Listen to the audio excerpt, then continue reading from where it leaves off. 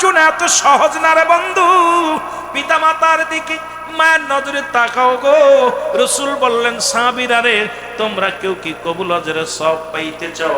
রাসূল বললা পর সাহাবীরা বলে হুজুর কে বা না চায়? আমার নবী বললেন সাহাবীরা রে যদি কোনো সন্তান তার পিতা মাতার দিকে মায়ের নজরে তাকায়, সন্তানের দিকে বাবা মা মায়ের নজরে তাকায়, প্রতিটা চাউনিতে একটা করে কবুল হজরের সব সন্তানের আমলনামায় লেখা হয়। বাবা ট্রাক দিছে, বাবার মুখের দিকে তাকাইলা, সুন্দর মায়ের নজরে তাকাইলা, সঙ্গে সঙ্গে একটা করে কবুল হজরের সব আমলনামায় হয়ে গেল। আমার রাসূল বলা পর সাহাবীরা বলো হুজুর এই দুনিয়ার মধ্যে আমাদের তো মা নাই, আমাদের তো বাবা নাই, আমরা কার কাছে যাই এই এমন নেকি হাসিল করব নবী গো? আমার নবী বলেন ডাকতে সাহাবীরা রে দুনিয়ার মধ্যে যাদের আব্বা নাই মা নাই গো, যাদের পৃথিবীর মধ্যে বাবা নাই মা নাই, আমার আল্লাহ জানায়া দেয় জিবরিল যাও আমার হাবিবকে জানায়া দিয়ে আসো যাদের এই দুনিয়ার মধ্যে মাও নাই বাবাও নাই তারা যেন এমনি দোয়া করে রব্বির গামহুমা কামা রব্বায়ানি সগীরা। জোরে জোরে চিল্লায় বল রব্বির গামহুমা কামা রব্বায়ানি সগীরা। আমি কি হারাইলাম জগতে, আমি কি হারাইলাম জগতে, আজি নাই নাই কেউ আমার পাশেতে, আজি নাই নাই কেউ আমার পাশেতে। দুনিয়ার মুসলমান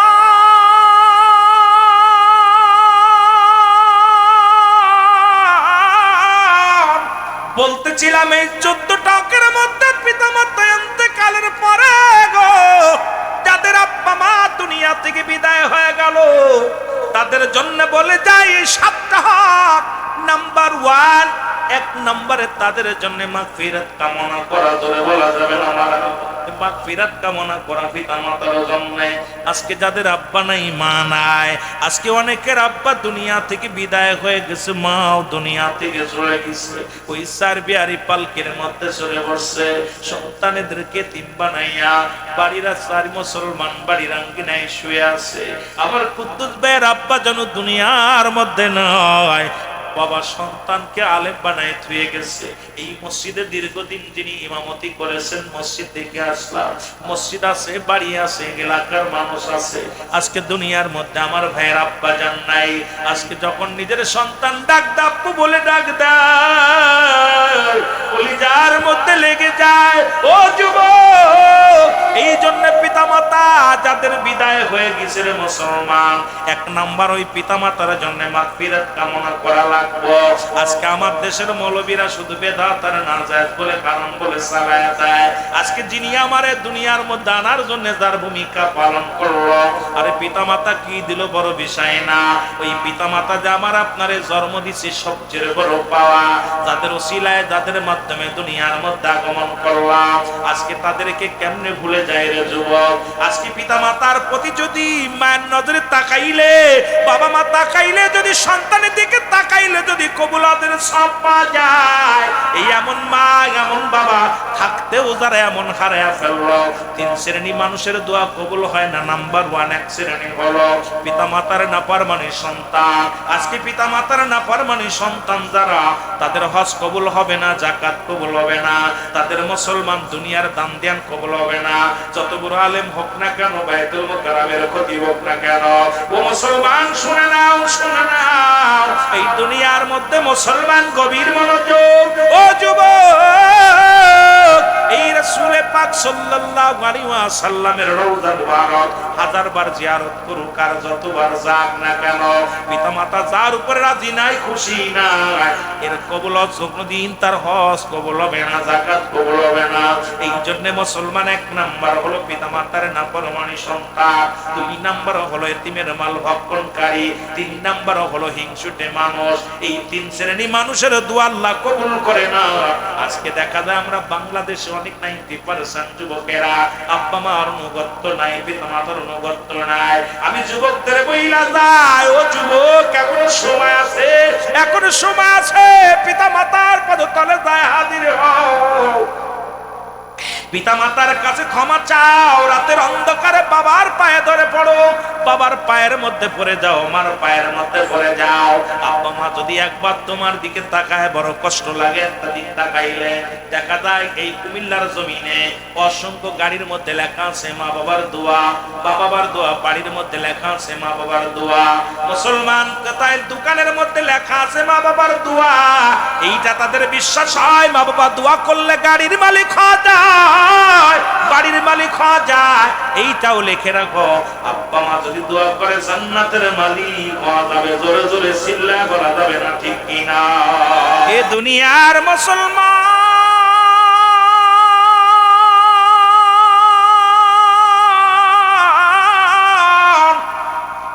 যে কথাগুলো বলি দিলের কান্ডা লাগা শোনা গো, তাহলে 1 নাম্বার হলো তাদের জন্য মাগফিরাত কামনা করা লাগবো, 2 নাম্বার তাদের জন্য সব রেসানি করা লাগবো। আজকে এত বড় আলেম কুদ্দুস ভাই মুসলমান, বর্তমান আপনারা চিনতে না পারলো বাংলাদেশের আনাচে কানাচে একই সাথে প্রোগ্রাম করি, বাংলার প্রান্ত থেকে প্রান্তে। ও মুসলমান শুনে নাও, আল্লাহ আপনাদের সন্তানকে বড় মাথাটা তার শীতটা উঁচু করে দিছে। আপনারা হয়তো অনেকেই চিন্তা করেন কুদ্দুস আলী চিন্তা করার কত বড় আলেম, না রে ভাই, আল্লাহ ইজ্জত দিছে, বাবা মারা দোয়া আছে। আজকে বাংলাদেশের টেকনাফ থেকে তো জলিয়া পর্যন্ত বাংলাদেশের প্রত্যন্ত অঞ্চলে যিনি আলোচনা করেন, তিনি বাবা মায়ের এমন একজন সন্তান, তিনি এমন একজন আলেম হয়েছে। এইরকম 2 নাম্বার তাদের জন্য সব রেশনি করা। আজকে তাদের জন্য বাবার 1টা বছর পার হয়ে গেল, বাবা মার স্মরণে, বাবার স্মরণে তারা বাইরে আজকে সুন্দর একটা জান্নাতের বাগান সাজাইলো। এই জান্নাতের বাগানের মধ্যে বইয়া আল্লাহর দরবারে চোখের পানি ছেড়ে কানবে, দোয়া করবে। যুবক শুনে নাও, শুনে নাও, এই মুসলমান বাবারা আমার, এই যে আজকে 1 নাম্বার, 2 নাম্বার হলো তাদের জন্য সব রেশনি করা, 3 নাম্বার হলো পিতামার তার ওসিয়াত পূরণ করা। জোরে বলো আল্লাহু আকবার, আর একটু জোরে বলো আল্লাহ। নাম্বার হলো তাদের ওসিয়াত গুলো পূরণ করা, শরীয়ত মোতাবেক ওসিয়াত করে গেছে। আমার দেশের অনেক ভাইরা ওসিয়াত গুলো পূরণ করে না। দেখা যায় বাবা বলছে অমুক মসজিদে 1 লাখ টাকা দিও, বাবা মরে যাওয়ার পর টাকাও দেয় না। বাবা বলছে অমুক মসজিদে দান করে দিলাম, অমুক গড্ডা দিয়ে দিও, 2 কাঠা জমি দিও, 10 শতক জমি দিও। বাবা মা মরে যাওয়ার পর সন্তানিরা বক্ষণ করে। আরে কপাল পুরা সন্তানেরা শুনে নাও, শরীয়ত মোতাবেক ওসিয়াত গুলো করলো, ওসিয়াত গুলো পালন করা লাগবে। যদি আব্বা মার হক যদি আদায় না করো, দুনিয়া থেকে চলে যাও, আল্লাহর আদালতে কি জবাব দিবা? জবাব দিতে পারবা না। এই জন্য 3 নাম্বার হলো তাদের ওসিয়াত গুলো পুরা করা। 4 নাম্বার হলো মুসলমান শুনে নাও, তারা দেখুন ইন্তেকাল করবে, তাদের দিন আদায় পরিশোধ করা। এই সমাজের মধ্যে যখন মহল্লার মধ্যে চলাফেরা করেছে, এ মুসলমান এমন হতে পারে বাবা দিন আছে, এই দিনাগুলো দেখা পরিশোধ করতে হবে, শুই না পরিশোধ করতে হবে। এখন আমাদের একটা কালচার ঘটে গেছে, বাবার লাশটা সামনে লইয়া ক্ষমা চায় আব্বার জন্য, আমার আব্বা যদি দিনা দায়িক থাকে মাফ করে দিও। আরে কপাল পুরা সন্তান, তোর বাবা দিনা কইছে, এটা তোর বাবা কাদের সঙ্গে বন্ধুতাই ছিল, যাদের সঙ্গে চলাফেরা করত। যেমন কুদ্দুস ভাইয়ের সঙ্গে সম্পর্ক আছে মুসলমান আব্দুল কাদের ভাইয়ের। এখন কাদের ভাইয়েরকে জিগাইবেন, কাদের ভাই আমার বন্ধু তো, আমার আব্বা তো অমুকের সঙ্গে চলাফেরা করতো, আপনার সঙ্গে চলাফেরা করতো, কার কেউ দিনে আসেনি আমার বাবা কারোর সঙ্গে সম্পর্ক কেমন ছিল?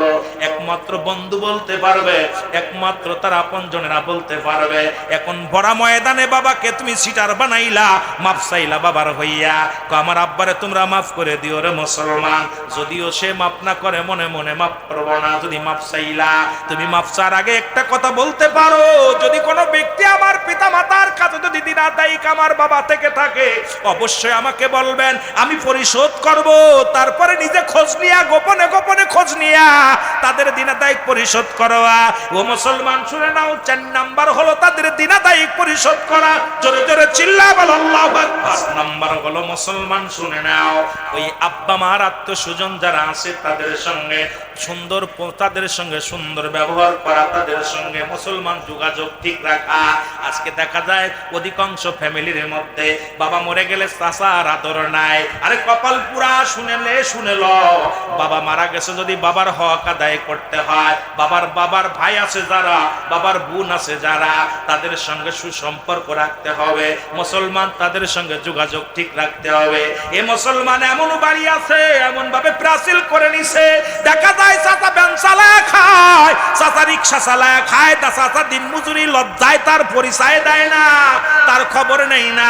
খোদার কসম করে বলি, যদি বাবা মায়ের হক যদি আদায় করতে হয়, অবশ্যই বাবার ভাই, বাবার মা, মায়ের বোন, মুসলমান মায়ের ভাই, মা বাবার ভাই বোন যারা আছে তাদের সঙ্গে সুন্দর পরামর্শ, তাদের সঙ্গে দেখাশোনা, তাদের খোঁজ খবর নেওয়া লাগবে, নয়তো তোর বাবার হক আদায় হবে না। 6 নাম্বার হলো পৃথিবীর মধ্যে আব্বা মার আত্মীয়স্বজন যারা আছে মুসলমান, তাদেরকে সাহায্য সহযোগিতা করা। একটু ভালো করে লেখেন না, এইগুলো আপনাদের এলাকার মানুষ আদায় করে কি করে না আগে জানতে হবে রে যুবক। 6 নাম্বার হলো বাবার আত্মীয়স্বজন যারা আছে তাদেরকে সাহায্য সহযোগিতা করতে হবে। বাবার আত্মীয়স্বজন যারা আছে তাদেরকে সাহায্য সহযোগিতা করতে হবে। জোরে জোরে চিল্লায় বলা যাবে না মারহাবা। এ মুসলমান গভীর মনোযোগ, মনে বড় দুঃখ, সুদ খুদ জিনা ব্যভিচার, ওই প্রথম বলেছিলাম এর অর্থ অনাথের মূল। আজকে তামাম পৃথিবীর মানুষ, আজকে বাবা মায়ের সম্পর্ক নাই, বন্ধু বন্ধুর সঙ্গে সম্পর্ক নাই, আজকে সারা পৃথিবীর মধ্যে কষ্ট আর কষ্ট। জোরে জোরে চিল্লায় বল আল্লাহু আকবার। এই মুসলমান গভীর মনোযোগ। 7 নাম্বার হলো সময় করে বেশি বেশি করে পিতা মাতার কবরটা জিয়ারত করা। এখন তো বাতিলের গোষ্ঠী কয় না যায় স্যার, ভেদাত হারাম হারাম। এরে মুসলমান শুনে নাও, রাসূল ঘোষণা করলেন, আমার সাহাবীরা শোনো, আমার উম্মতিরা শোনো, তোমাদের পিতা মাতা যখন দুনিয়ার থেকে বিদায় নিবে, বেশি বেশি করে সময় করে আব্বা মার কবরটা জিয়ারত করবা। আজকে আব্বা মার জিয়ারত, আজকে আমি আপনাদেরকে বলি, কে কে ফজরে জিয়ারত করছেন আব্বা মার একটু দেখান। মুসলমান গভীর মনোযোগ। মক্কা মদিনার বুকে আব্দুল ওহাব নামে একজন যুবক ছিল। মা ডাকতে বলে, আব্দুল ওহাব শুনছো নি রে বাবা? কি মা, তুমি কি শুনতে পাও না? নবীর আহলে বায়াত হুসাইন রাদিয়াল্লাহু তাআলা কারবালা প্রান্তরে বন্দী হয়ে গেছে। বাবা যদি জান্নাত কামাইতে করতে চাও, আব্দুল ওহাব রে দেরি করিস না রে, যা যা যা, ও আব্দুল ওহাব যা, কারবালার প্রান্তরে যাইয়া হাসান হুসাইনকে সাহায্য করো বাবা। কারণ আল্লাহ নবীর আহলে বায়াতদেরকে সাহায্য করলে আমার নবী খুশি হয়ে যাবে। আব্দুল ওহাব রে, যদি জান্নাত কামাই করতে চাও, দেরি করো না, কারবালার দিকে রওনা হয়ে যাও। আর কারবালায় যাইয়া জীবিত হয়ে ফিরে আসবেন আব্দুল ওহাব। ওই রাসূলের আহলে বায়াতের জন্য জীবনটা দিয়ে দিবা। কারণ আমি কিয়ামতের ময়দানে দাঁড়ায়া রাসূলের দরবারে, আল্লাহর দরবারে বলবো, আল্লাহ আমি শহীদের মা ছিলাম, আমি শহীদের মা জননী ছিলাম। জোরে জোরে চিল্লায় বলো মারহাবা। ওয়াস্ত কারবালার কত শুনতে। আব্দুল ওহাব কয়, মা আমি 17 দিন বিয়ে করেছি। কতদিন? এই জোরে বল, কতদিন? 17 দিন বিয়ে করেছি। নতুন বিবি ঘরের মধ্যে রে মা। মা বলে, আব্দুল ওহাব রে, জান্নাত তো হারায় ফেলবি, তাড়াতাড়ি যা, দেরি করিস না। আব্দুল ওহাব রে, দৌড়ায়া যা। আব্দুল ওহাব দৌড়ায়া ঘরের মধ্যে গেছে, যাইয়া পোশাক পরছে, পোশাক পরিয়া তরবারি হাতের মধ্যে নিয়ে মাকে ডাকতে বলে, মা রওনা দিলাম, বিদায় দাও গো মা। মা বলে, বাবা তোরে বিদায় দিয়ে দিলাম, যা ওই কারবালার ময়দান থেকে জীবিত ফেরার প্রয়োজন নাই রে বাবা। আমার নবীর আহলে বায়াতদেরকে রক্ষা করতে যাইয়া যদি জীবন চলে যায়, জীবন দিয়া দিবি। আমি কিয়ামতের ময়দানে বলতে পারবো, আল্লাহ আমি শহীদের মা ছিলাম রে আব্দুল ওয়াহাব। ও আব্দুল ওয়াহাব রে, আর দেরি করিস না, জান্নাত হারায় ফেলবি, তাড়াতাড়ি দৌড় দে, তাড়াতাড়ি দৌড় দে। আব্দুল ওয়াহাব দৌড়ায় গেলেন বিবির ঘরে, বিবিরে ডাকতে বলে, বিবি ও বিবি, 17 দিন মাত্র বিয়ে হলো রে বিবি, আমি তোমার হক আদায় করতে পারি নাই ঠিক মতো। বিবিরে আমি যুদ্ধের কোথায় হাসান হুসাইন রাদিয়াল্লাহু তাআলা কারবালা প্রান্তরে এজিদ বাহিনীরা পানি বন্ধ করে দিছে, বন্দী করে রাখছে। বিবিরে আমি কারবালায় যাব, আমাকে অনুমতি দাও। বিবি ডাকতে কয়, স্বামীরে আপনার প্রতি আমার বিন্দু মাত্র দাবি নাই, আপনার কাছে কোনোদিন আমি দাবি করব না, আমি আপনার বিদায় করে দিলাম। সাম যান সোহাদায়ে কারবালার জমিনে যান, যা জীবনটা দিয়ে দিবেন। আমি হাসি মুখে কিয়ামতের ময়দান আল্লাহর দরবারে দাঁড়ায় বলতে পারবো, আল্লাহ আমি শহীদের বিবি ছিলাম, আমি শহীদের বিবি ছিলাম। ও মুসলমান শুনে নাও, ইয়া দ্বারা প্রমাণ হয় তারা জীবন দেওয়ার জন্য পাগল হয়েছিল। বাবা মার কথা শুনিয়া নবীর প্রেমে জীবন দেয়া দিছে। আর আমরা নবীর প্রেমের আলোচনা করলে আমাদের পিতা মাতারও কষ্ট লাগে, আমাদের নিজেরও কষ্ট লাগে। জোরে জোরে বলেন ঠিক কিনা? আর তো জোরে জোরে চিল্লায় বলা যাবে না। 2 নাম্বার পিতা মাতার কথা মেনে চলতে হবে। লম্বা আলোচনা আমি আগে বলছি, শেষ করতে পারবো না। 2 নাম্বার পিতামাতার কথা মতো মেনে চলতে হবে। 3 নাম্বার পিতামাতাকে সুখে শান্তিতে রাখতে হবে। 3 নাম্বার পিতামাতার সুখে শান্তিতে রাখতে হবে। 4 নাম্বার মুসলমান তাদের প্রয়োজনীয়তা পূরণ করতে হবে, তাদের কি প্রয়োজন সেটা পূরণ করতে হবে। 6 নাম্বার মুসলমান শুনে নাও গভীর মনোযোগ, এই পৃথিবীর মধ্যে আপনার আমার আব্বা জান মুসলমান শুনে নাও, এই পৃথিবীর মধ্যে তাদের চাহিদাগুলো আপনার ঠিক মতো পূরণ করতে হবে। আমার বাবারা আমরা কিন্তু অনেকেই মুসলমান এটা করতে পারি না। 6 নাম্বার হলো তাদের সঙ্গে যোগাযোগ ঠিক রাখা লাগবে। মুসলমান শুনে নাও 7 নাম্বার হলো যেখানেই থাকো না কেন পিতামাতার সঙ্গে সুন্দর যোগাযোগ করা লাগবে।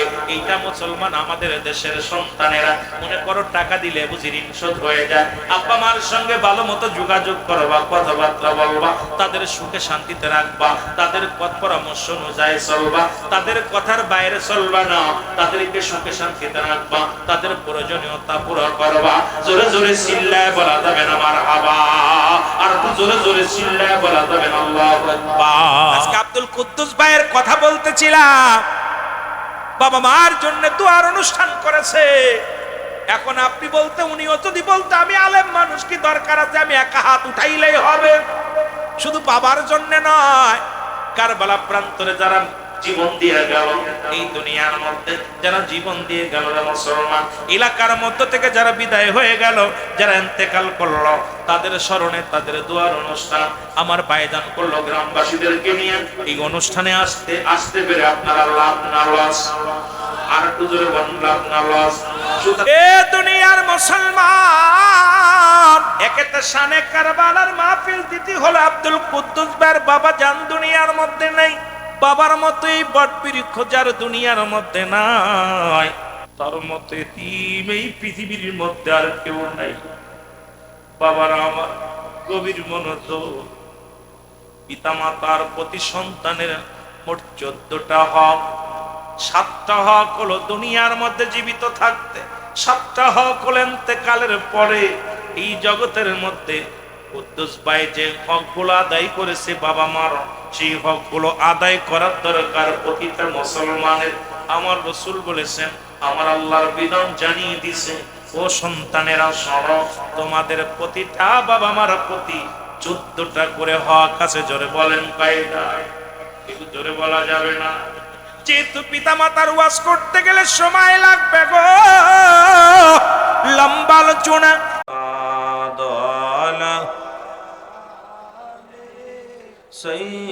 সৈয়দেনা রিজাদে দুনিয়ায়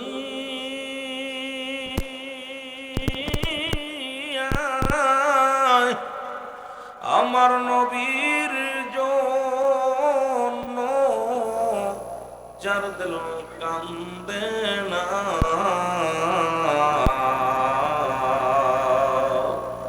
ওরে হাবিয়া যোগে তার ঠিকানা আল্লাহ ও মোহাম্মদ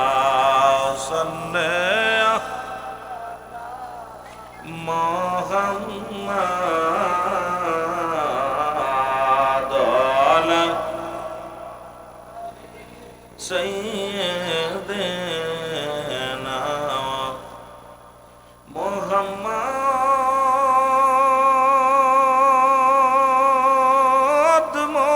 মুস্তাফা নবী যদি না হইতো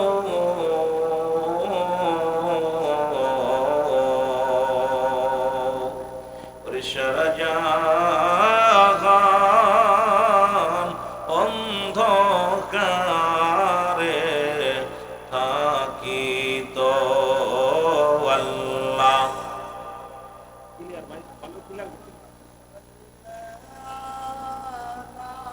মুহাম্মদ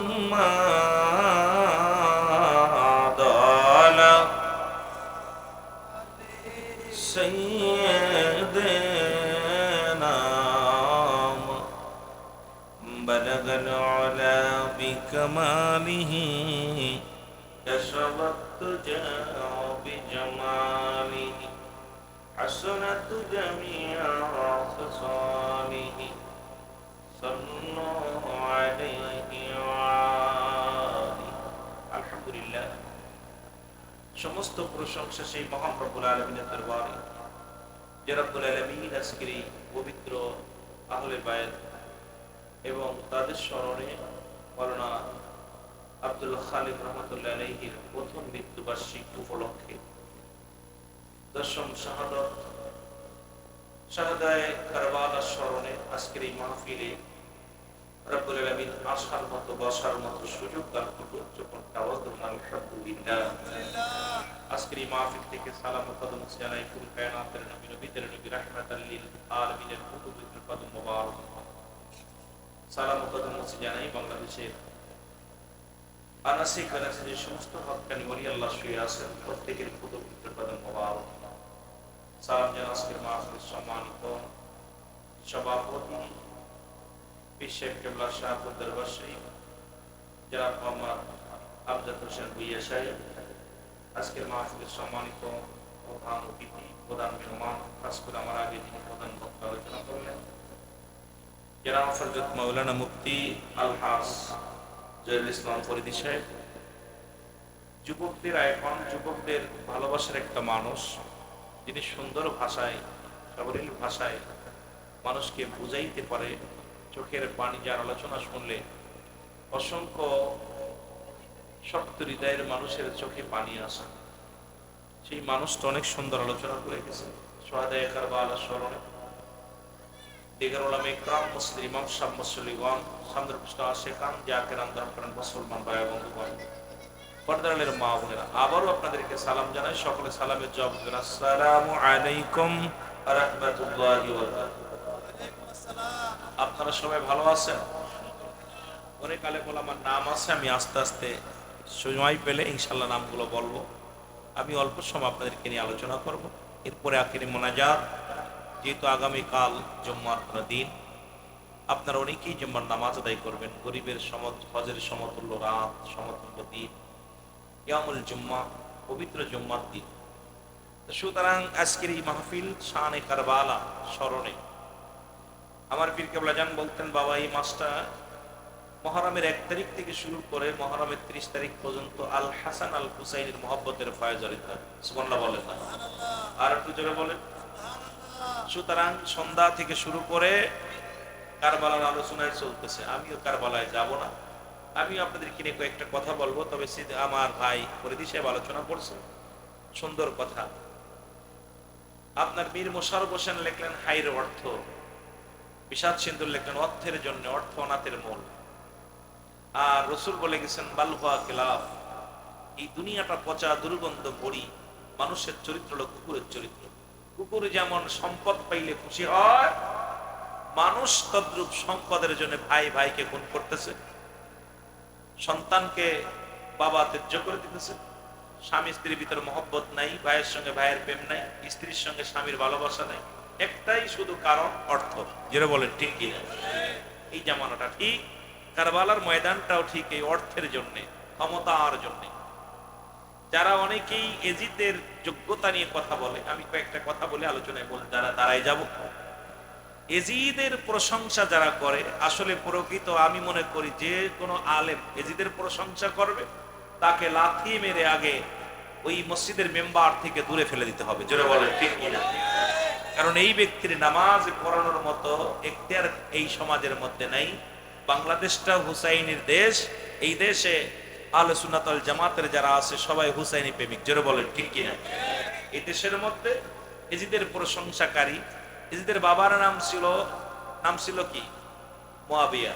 নাম কি? আরো জোরে বলেন, নাম কি? এজিদের মা ছিল একজন আপনার কাফের, একজন কাফের ছিল। এজিদের বাবা ছিল একজন আমির মুয়াবিয়া, যদিও বাবারা ভালো ছিল, মা ছিল একটা কাফের বিধর্মী। ভালো করে দাদা ছিল, চেনেন দাদা ছিল কে? এজিদের দাদা ছিলেন আবু সুফিয়ান। আর এজিদের দাদা কি ছিল? দাদা ছিল, দাদি ছিল কে জানেন? ইন্দা, যিনি হযরত আমির হামজা রাদিয়াল্লাহু তাআলা হত্যা করে যার বুকটা ছিঁড়ে কলিজাটা চাবিয়ে চাবিয়ে খেয়েছিল। এই নিষ্ঠুর এই এজিদকে যারা প্রশংসা করে, যার বংশ, যার বেতার এই পৃথিবীর মধ্যে 3 বছর ক্ষমতায় ছিল। খুব গভীর মনোযোগ, লম্বা আলোচনা, আমি ওদিকে যাব না। আমরা অনেক আলোচনা ছিল, যদি ওদিকে গেলে আমার ভাই যেখান থেকে ছাড়ছে ওখান থেকে আলোচনা করলে আপনারা মজা পাইতেন। তো সবাই যদি একই আলোচনা করি, সবাই আলোচনা যাওয়া ঠিক না, এক একদিনে কিন্তু এক এক ধারা আলোচনা করা উচিত। এই এজিদ 3 বছর ক্ষমতায় ছিল। কয় বছর? প্রথম বছর হযরত হুসাইন রাদিয়াল্লাহু তাআলাকে হত্যা করলেন। শুধু তাই নয়, শিশু আসগার আলীকে হত্যা করলেন। এই মুসলমান লেখে নাও, প্রথম বছরে হত্যা ঘটালেন। কিন্তু আমার রাসূল পাক সাল্লাল্লাহু আলাইহি সাল্লাম জীবন দশায় কোনদিন একটা শিশু হত্যা করেছে এমন কোন প্রমাণ কোন মায়ের পুত কোন আলেম দিতে পারবে না। জোরে বলেন ঠিক কিনা? কিন্তু ইয়াজিদ কি করলো? প্রথম বছরেই হযরতে আলী আসগার সহ হুসাইন রাদিয়াল্লাহু তাআলাকে হত্যা করলেন, প্রথম বছর। দ্বিতীয় বছর এই ভণ্ড প্রতারক এত নিষ্ঠুর ছিলেন, এত ভয়ঙ্কর ছিলেন, যিনি মদ পান করতেন। 1 নম্বরে তার চরিত্র কত ভালো ছিল শোনেন। 1 নম্বরে সে মদ পান করতেন। প্রতি রাত্রে নতুন নতুন নারী তার বিছনায় যাওয়া লাগত। কথা বুঝেননি? একজন মদখোর, নিশাখোর, নারীখোর, তাকে যারা এজিদ রহমাতুল্লাহ আলাইহি বলে, মনে করবেন ওদের বংশের ভিতরে জন্মের ভিতরে ভেজাল আছে। জোরে বলেন ঠিক কিনা? আর একটু জোরে বলেন ঠিক কিনা? আমার ভাইরা, দ্বিতীয় বছর উনি কি করলেন? পৃথিবীর মধ্যে আপনার 10,000 সাহাবীদের হত্যা করলেন।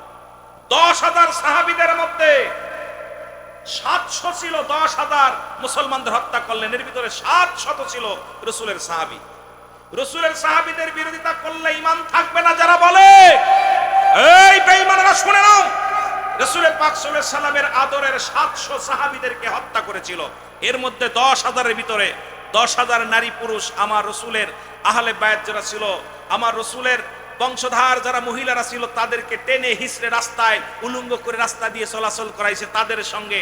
এ মুসলমান, ওই বছর 1000 মেয়ে গর্ভবতী হয়েছিল, তাদের স্বামী ছিল না।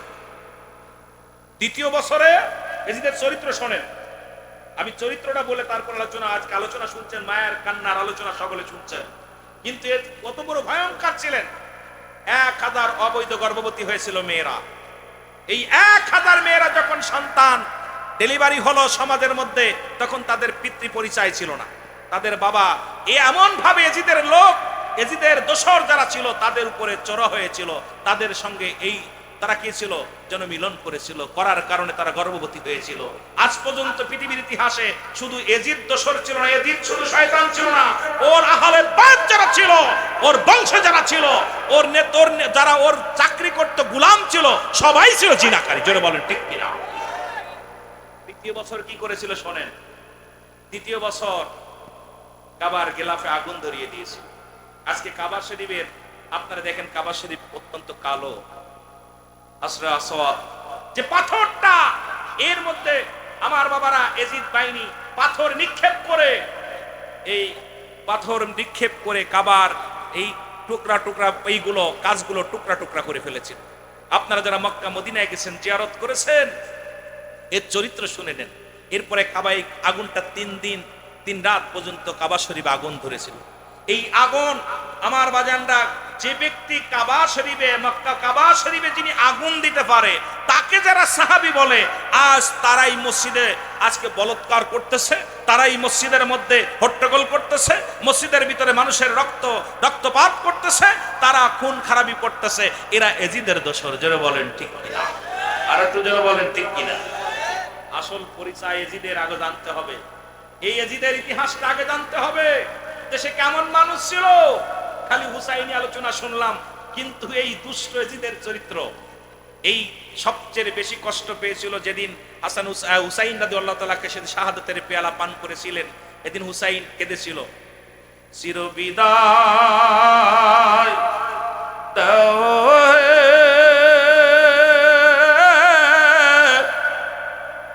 ও সাইনাব রে, ডাকিতেছে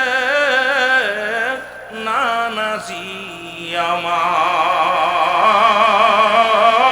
ডাকিতেছে নানাজি আমার, বলেন চিরবিদায়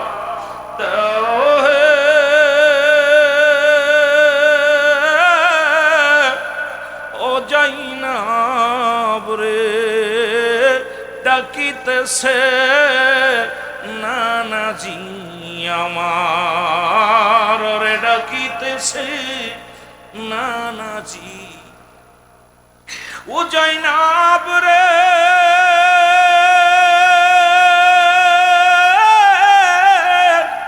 নাই যে মাথা নাই যে পিতা,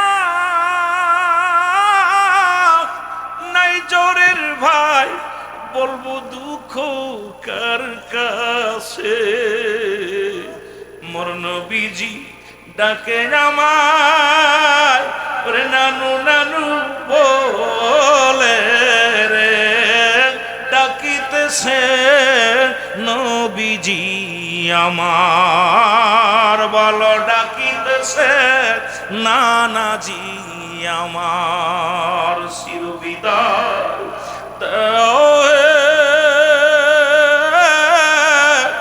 ও জাইনাব রে, ডাকিতেছে নানাজি আমার, বলো ডাকিতেছে।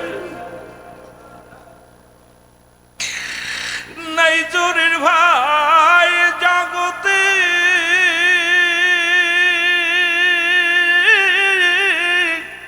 কার কাছে বলি দুঃখ মোরে,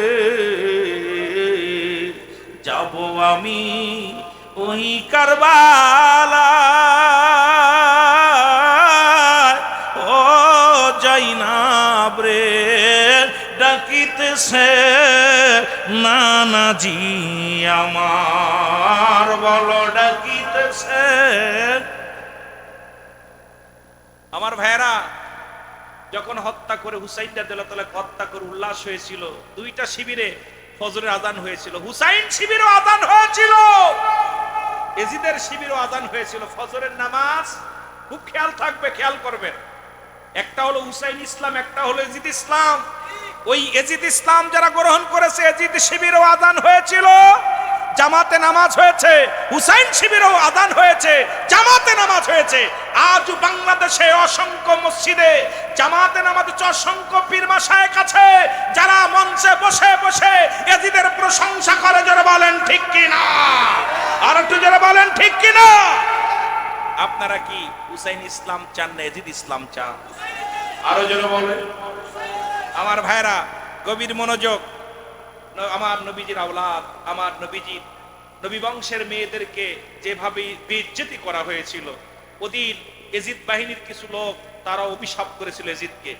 এজিদকে অভিশাপ করেছিল, এজিদ আমার নবী বংশের মা বোনদের যে বেইজ্জতি করতেছ, তাদেরকে হাত ধরে টেনে উলঙ্গ করে রাস্তা দিয়ে টানা হয়েছিল। তখন তারা দোয়া করেছিল, আল্লাহ আমরা এজিদের দলভুক্ত হয়ে গেছি, তবু দোয়া করি এজিদের ধ্বংস যেন হয়, এজিদের জন্য শেষ হয়। ওই দোয়া আল্লাহ কবুল করেছিল।